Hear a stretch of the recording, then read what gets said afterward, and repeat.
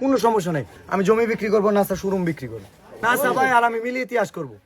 আমি নাসা ভাইয়ের দৃষ্টি আকর্ষণ করছি যে ছোট্ট শিশু কি অপরাধ করছিল সাইমন, তার পাশে দাঁড়াইতে বলার পরে এই ধরনের কেন, যে ও দুনিয়ার আলো তেমন দেখে নাই, ও গত হয়ে গেল, সমস্যা নাই, এটার জবাব নাসা ভাই দিবে।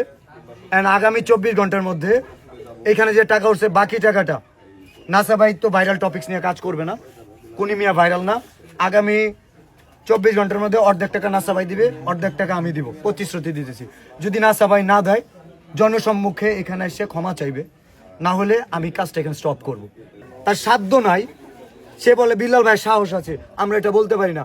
সাহস যদি তাকে টাকা দেওয়ার সাহস কিন্তু অনেক কিছু দেখাইতে পারতো, বিল্লাল ভাই দেখায় নাই।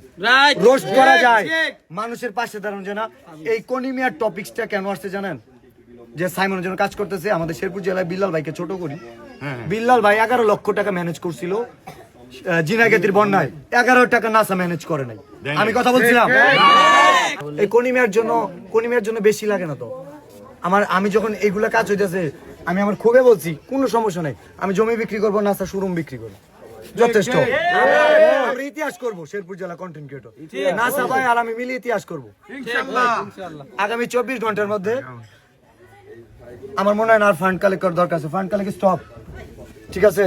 যে নাসা ভাই ছোট্ট শিশু কি অপরাধ করছিল জানি না, সাইমনের বিরুদ্ধে চারণ করলো।